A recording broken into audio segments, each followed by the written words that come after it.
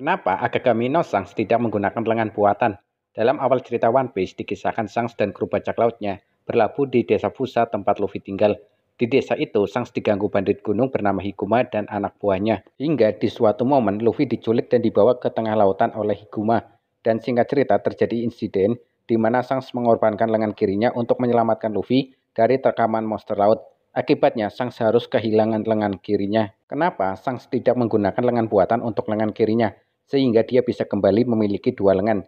Ya walaupun satu lengannya bukan lengan asli, sayangnya sampai chapter 1106 dan sumber resmi lainnya dari Eiichiro Oda, belum ada jawaban resmi mengenai hal tersebut. Menurut aku pribadi, yang pertama, Shanks ingin menjadikan lengan kirinya sebagai kenang-kenangan dan pengingat akan peristiwa yang terjadi bersama Luffy. Shanks memang memiliki kenangan tersendiri dengan Luffy. Luffy mengingatkan Shanks kepada sosok kaptennya dulu, Goldie Roger. Dalam chapter 506, Shanks mengatakan kepada Rayleigh bahwa ketika di East Blue dia benar-benar terkejut. Ada seorang anak yang mengatakan kata-kata yang persis seperti yang dikatakan Goldie Roger dahulu. Tentu anak itu adalah Luffy. Atau ketika di kapal Moby Dick dalam chapter 434, Shirohige menanyakan lengan kiri Shanks yang hilang. Lawan seperti apa yang bisa menyebabkan Shanks kehilangan lengan kirinya?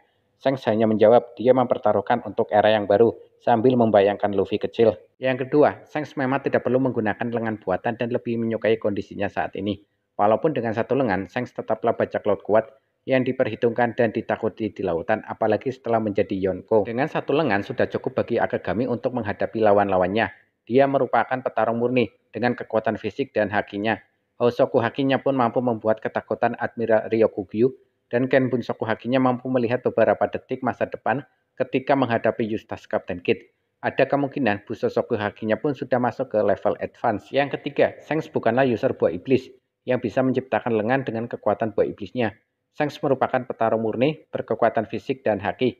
Per chapter 1106, dia tidak dikonfirmasi sebagai pengguna buah iblis. Memang ada beberapa user buah iblis yang bisa menciptakan lengan, kaki, dan anggota tubuh lainnya dengan kekuatan buah iblis miliknya, sehingga mereka bisa menggunakan anggota tubuh tersebut untuk berbagai keperluan. Seperti Aokiji yang menggunakan kekuatan buah iblis miliknya untuk menciptakan kaki kirinya yang hilang akibat duel melawan Akainu, memperebutkan kursi admiral tertinggi angkatan laut. Kemudian ada Charlotte Perospero yang menciptakan lengan kanannya dengan kekuatan buah iblisnya.